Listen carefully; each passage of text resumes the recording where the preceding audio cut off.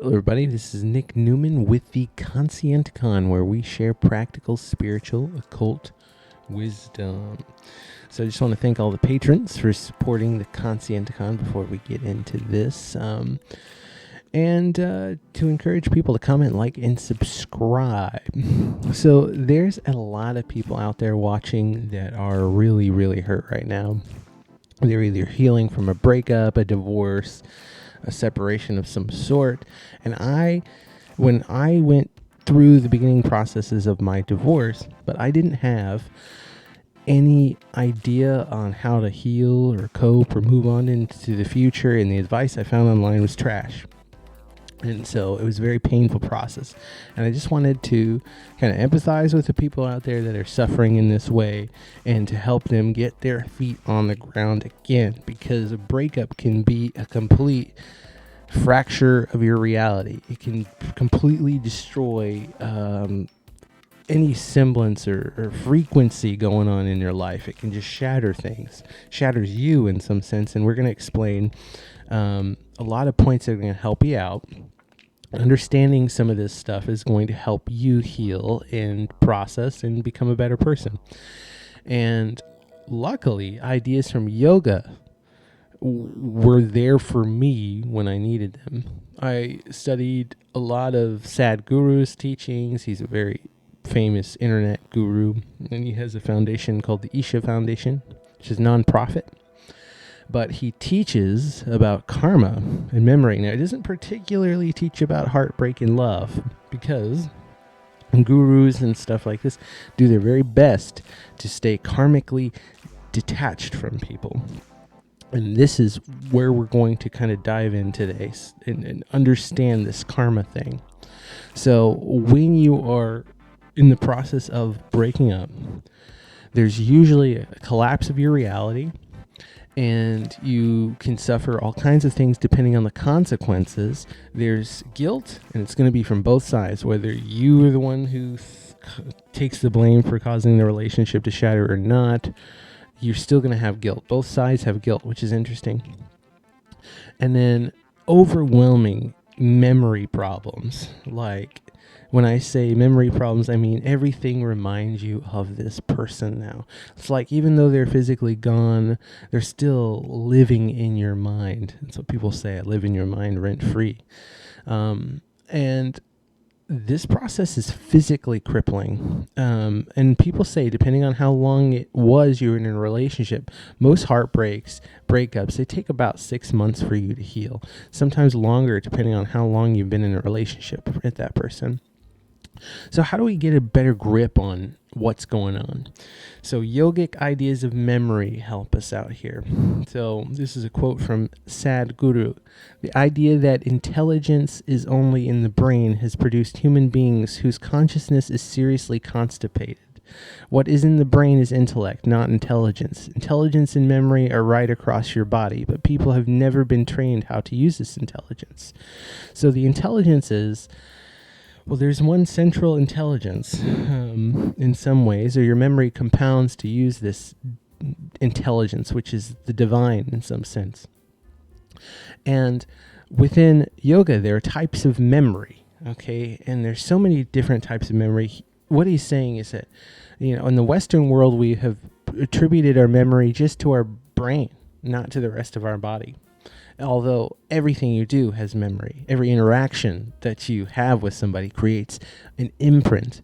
And so what's happened is there's an idea known as ahankara, which means ego in some sense. It's a sense of self-identity. And ahankara is what you identify as in some sense.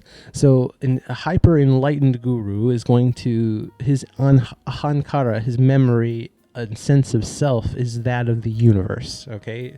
So where we or you might just be thinking of ourselves and whatnot.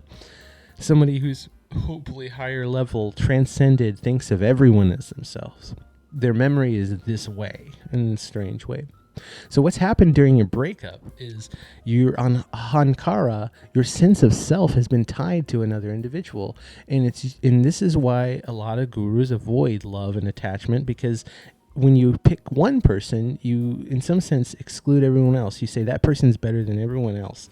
And this sense of unification that people are striving for, that gets in the way of it.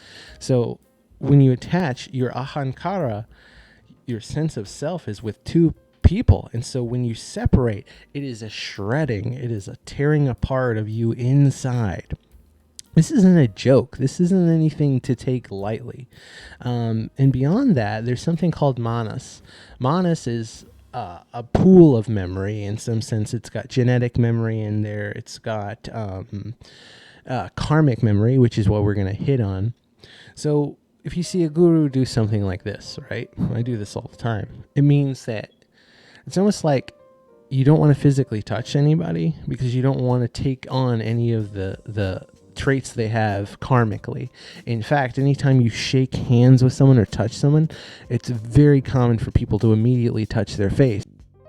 Parts of you are taking in memory, imprints.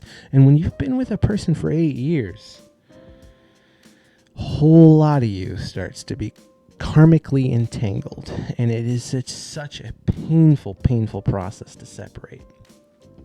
And so what you need to understand is the depth of your connection with memory is far deeper than most psychologists are even going to get into.